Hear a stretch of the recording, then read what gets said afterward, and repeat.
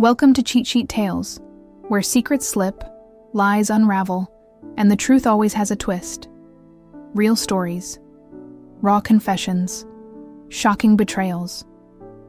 Drop a comment if you've ever caught a red flag too late. Now, let's get into today's tale. This is absolutely pathetic work. That's what he said to me. Right there, in front of everyone. Executives sitting around that glossy conference table, watching me like I was some kind of car crash they couldn't look away from. I remember the way he picked up my proposal, this thing I'd spent 6 months of my life on, pinched between his thumb and forefinger like it was contaminated. Then, Nolan, CEO of one of the biggest players in the industry, the man who'd built his reputation on brutal honesty, tore my contract in half. Not metaphorically. Literally. Tore the paper in half. 8 million. This is what you think your idea is worth? You're clearly not ready for the big leagues. I'm Iris, by the way. Iris Reeves, 34 years old, and at that moment, about ready to either vomit, cry, or possibly commit a felony. I'd always been the responsible one. The woman who worked twice as hard as everyone else, who triple-checked everything, who never raised her voice, even when she should have. But something inside me broke that day. Not in the way Nolan probably hoped. Not a breakdown. Not tears. Something else entirely. When he finished his little performance, tossing the torn contract onto the table between us, everyone expected me to crumble. Instead, I looked him directly in the eyes. "You're absolutely right, sir." The room went silent. Nolan blinked. Twice. Clearly thrown off by my calm acceptance. "I'm clearly not ready for your league." I stood up, gathered my materials with steady hands. "Thank you for your time." As I walked out, I could hear the murmuring start behind me. Nobody walks out on Nolan, especially not after he's eviscerated them. But I wasn't walking out defeated. I was walking out with purpose. Before I go deeper into this story, I'd really appreciate if you could hit the like button. If you've ever dealt with someone who tried to humiliate you, leave a comment too if you've had your own revenge moment. I read all of them, I promise. So here's the thing about Nolan. On paper, he was untouchable, checks years old. Net worth somewhere north of 300 million. Featured in all the business magazines. Donated to all the right charities. Had a beautiful wife named Marin who ran some prestigious foundation. 2 perfect children at elite private schools.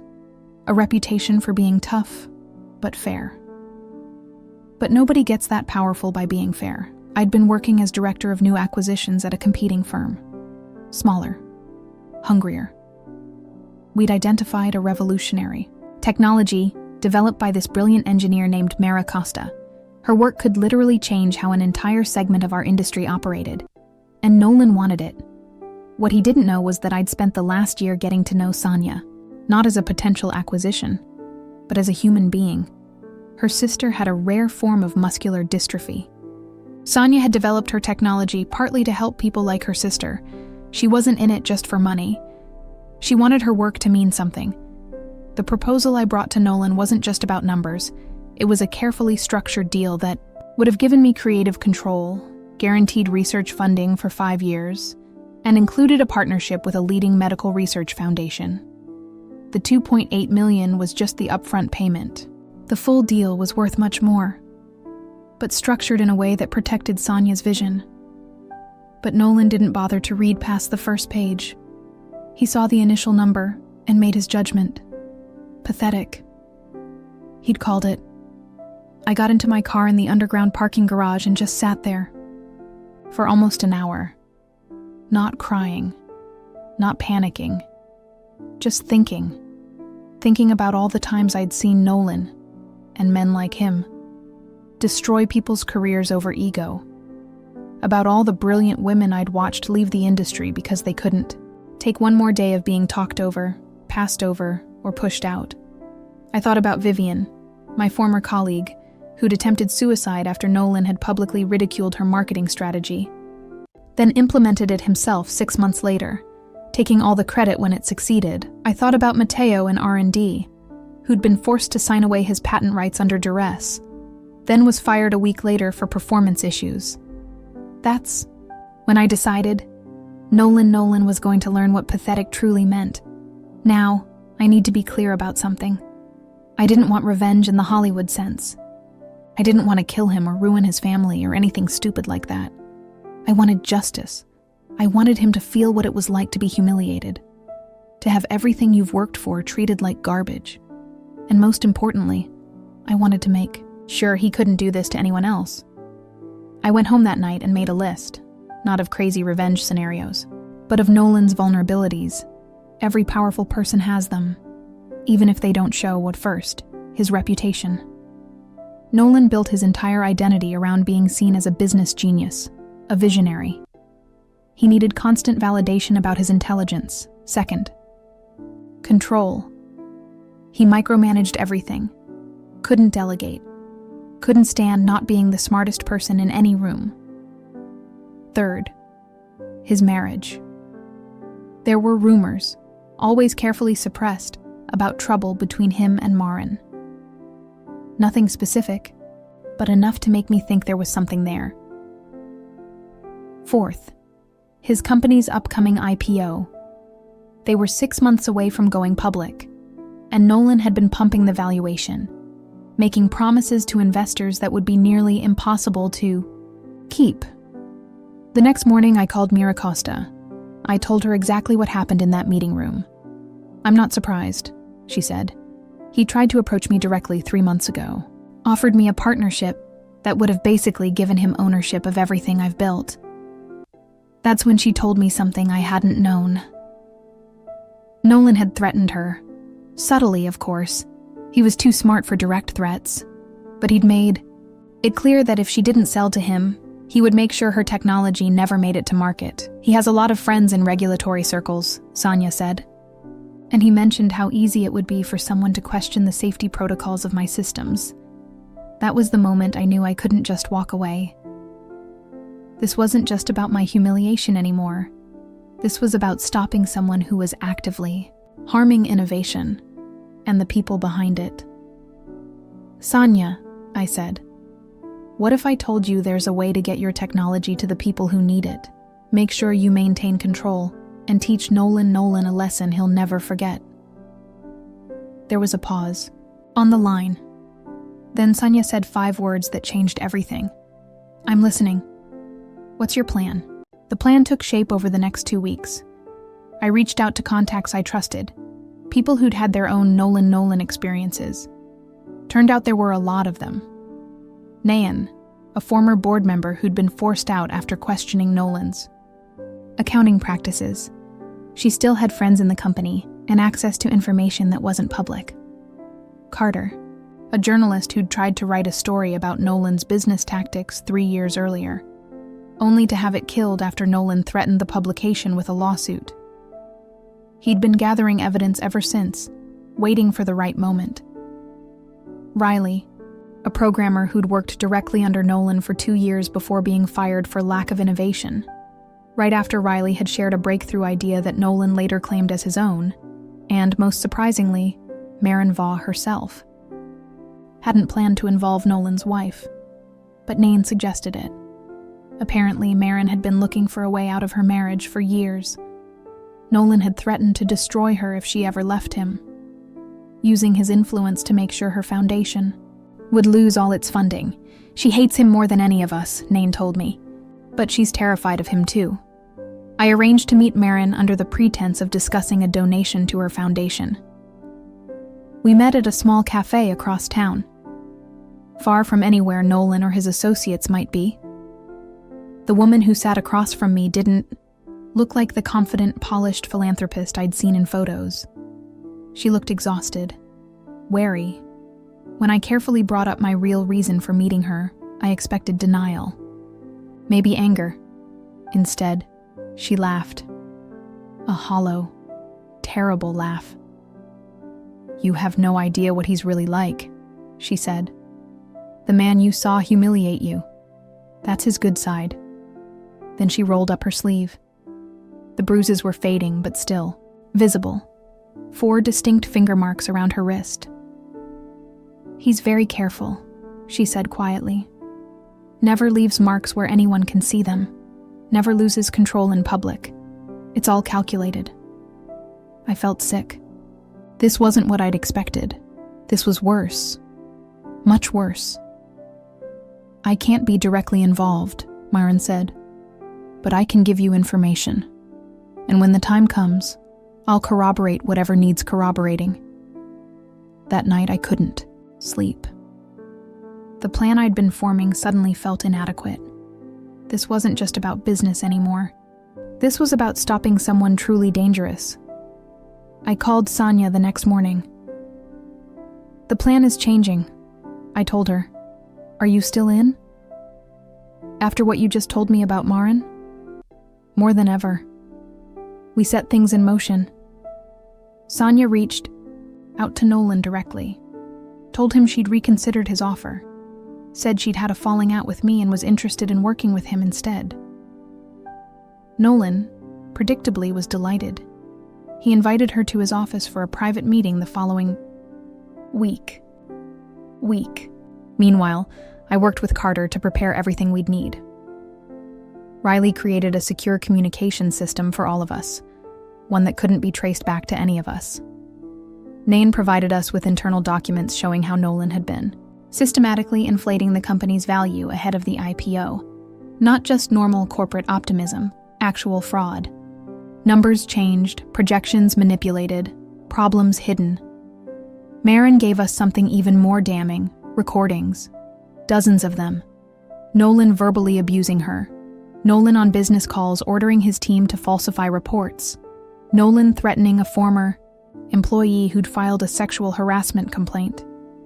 "He doesn't know I have these," Marin told me. "He thinks I'm too stupid, too scared to protect myself." The day of Sonia's meeting with Nolan arrived. She was wired, not with an actual wire, that would have been too risky, but with Riley's creation, a recording device disguised as a stylish pen. State of the art, completely undetectable. I sat in a cafe across the street, my heart pounding so hard I thought it might break through my ribs. If Nolan discovered what we were doing, I didn't even want to think about it. 3 hours later, Sonia walked into the cafe. Her face was pale, but there was a fire in her eyes I'd never seen before. "I got it," she said, sliding the pen across the table. "All of it." That night, the 5 of us, me, Sonia, Carter, Nain, and Riley, gathered in a hotel room to listen to the recording. What we heard made my blood run cold. Nolan had spent the first hour charming Sonia, presenting himself as a visionary who understood the importance of her work. Then, once he thought he had her trust, he revealed his true intentions. He planned to patent her technology under his company's name. He would give her a position as chief researcher, but with no actual authority. And if she ever tried to fight him on it, he'd make sure she was discredited in the industry. "Technology created by women always gets extra scrutiny," he'd said with a laugh. "One hint that your safety protocols might be compromised, and no one will touch your work for years. That's just how the game is played, sweetie." But the worst part came later, when Sonia asked about my involvement, why he'd rejected the deal I'd presented. Iris Reeves? She's nobody. Another ambitious woman who doesn't understand how things work. I've dealt with dozens like her. They either learn their place or they disappear. Then he described, in chilling detail, how he'd systematically undermined my reputation within the industry over the past year. How he'd spoken to my bosses suggesting I was unstable, difficult to work with. How he'd blocked potential job opportunities without my knowledge. I sat there stunned. I'd attributed my recent professional struggles to bad luck, to the economy, to normal industry challenges. Never had I imagined someone was actively working to destroy me. "Why?" Sonia had asked him. "Why go to all that trouble over someone you consider nobody?" Nolan's answer chilled me to the bone. Because she reminds me of my wife. That same look in her eyes, like she thinks she's better than me. Women like that need to be taught their place. The room fell silent after the recording ended. I couldn't speak. Couldn't process what I'd just heard. It was Maren who broke the silence. She'd arrived halfway through the playback, slipping into the room quietly. "Now you understand," she said. "This isn't about business for him. It never was. It's about power. Control." In that moment, something shifted inside me. This wasn't just about getting justice for myself anymore, or even for Sonia or Maren or any single person. This was about stopping someone who'd hurt countless people, and would continue hurting more if nobody stopped him. I looked around the room at these people who'd trusted me, who'd risked so much already. They were waiting for me to tell them what came next. "Tomorrow," I said, my voice steadier than I felt. "We end this. We met at dawn. Nobody slept that night. How could we?" Maren looked particularly haunted, like someone walking to their own execution.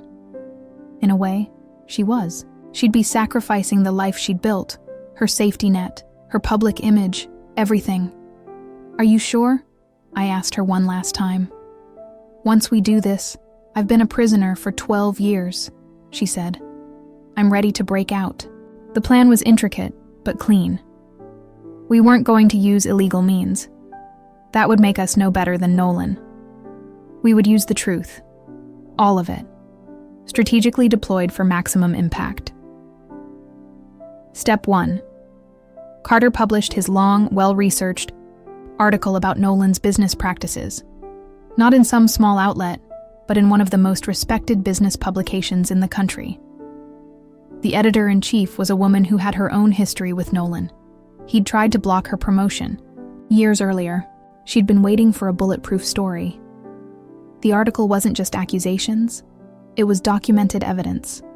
Financial records Nain had provided, testimonials from former employees, all verified, and most damning direct quotes from the recordings Sonia had made, alongside historical patterns of behavior, documented by others. By 9 a.m., the article was live. By 9:15, Nolan was calling an emergency board meeting. Step 2. While Nolan was locked in that boardroom desperately trying to control the narrative, Riley activated the secure server we'd created. Onto it went everything. The full recordings, both Maren's and Ellis's. The internal documents showing financial fraud. Emails Nolan had sent threatening various people over the years. Forwarded to us by recipients who'd been too afraid to use them before, but now saw an opportunity for justice. We didn't release this publicly. Instead, Riley sent access to 3 specific groups. The SEC investigators who'd been quietly looking into the company's pre-IPO claims. The board members currently sitting in that emergency meeting with Nolan. The 5 largest institutional investors backing the IPO. Step 3. Maren held a press conference. Not about Nolan specifically. That would have seemed like a bitter wife's revenge. Instead, she announced a new initiative through her foundation, focused on workplace harassment and domestic abuse among high-profile executives. "Too often," she said to the cameras, "we assume power and character go hand in hand. They don't. Sometimes the most powerful people are the most damaged, the most dangerous." She never mentioned Nolan by name. She didn't have to. The timing said everything. By noon, Nolan's carefully constructed world was collapsing. The board meeting had devolved into chaos after members started receiving and reviewing the evidence on their devices. 2 board members walked out immediately, unwilling to be associated with what they were seeing. Investors were pulling out of the IPO. The stock was plummeting. Reporters were calling everyone connected to the company, and where was I during all this? Sitting in Nolan's office waiting for him. His assistant had been easy to get past. "I'm here to apologize to Mr. Nolan," I told her about the misunderstanding with the Costa proposal. She'd looked skeptical, but buzzed me in. Nolan was still in his emergency meeting. but she said he'd be back any minute.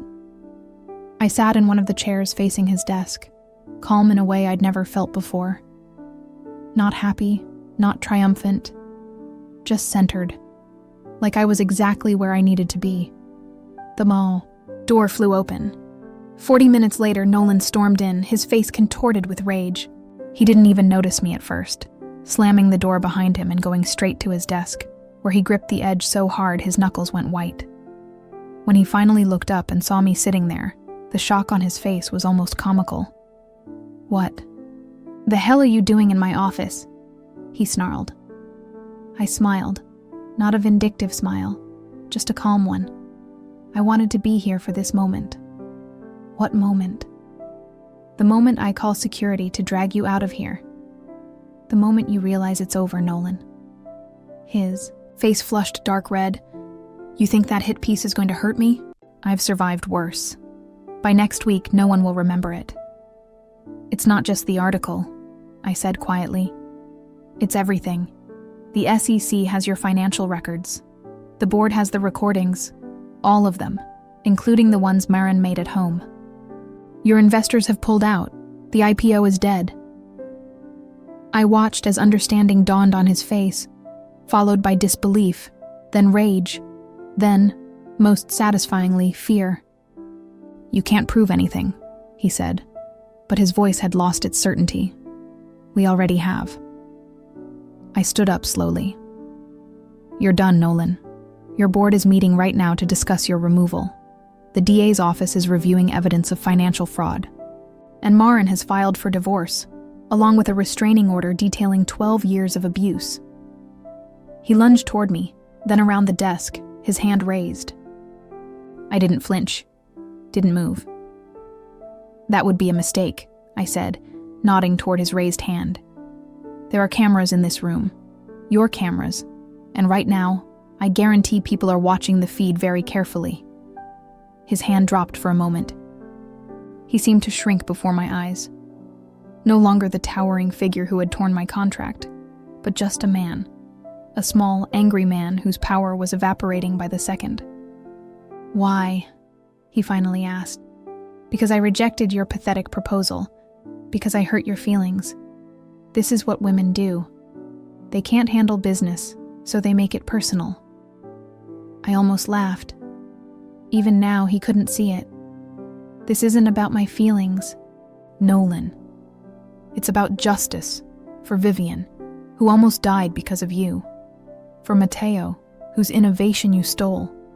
For Marin, who endured your abuse for 12 years. For Sonia, whose life's work you tried to steal. And yes, for me too. But mostly, it's for everyone you would have hurt next. Everyone you would have hurt next. Everyone." I walked to the door, then turned back one last time. "You called my work pathetic. But here's the thing about my work. It stands on its own merits. Can you say the same?" I walked out without waiting for his answer. I didn't need to hear it. The answer was playing out across news sites, across the stock ticker, across the faces of people in the building who were frantically packing up their desks as the company imploded.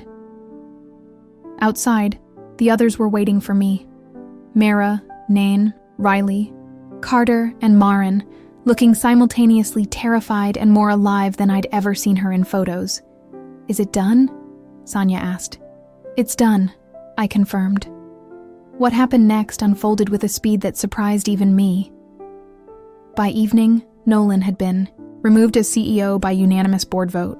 By the next morning, the SEC had formally announced an investigation.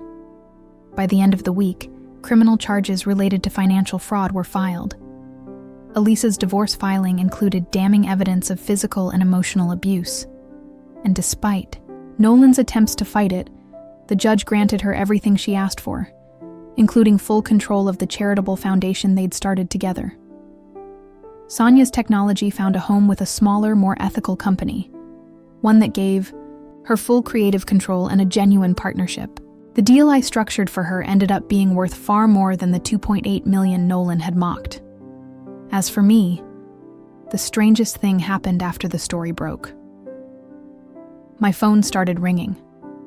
Other companies, impressed by what they'd seen as strategic, brilliance rather than revenge, wanted me on their teams. Former colleagues reached out to reconnect. For the first time in my career, I had options, real ones, but I didn't take any of those corporate offers. Instead, Sonia and I started our own firm, specializing in helping female innovators bring their technology to market without losing control of their vision. We called it Restitution Partners. A little on the nose, maybe, but it felt right. 3 months after that day in Nolan's office, I got a letter. No return address, but the expensive stationery told me who it was from before I even opened it. Inside was a single sentence in Nolan's handwriting. I underestimated you. No apology.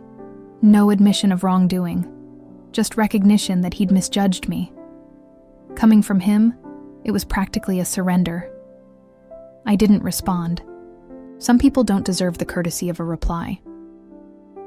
Maren came to work with us 6 months later, bringing her foundation's resources to help support women who'd faced similar situations.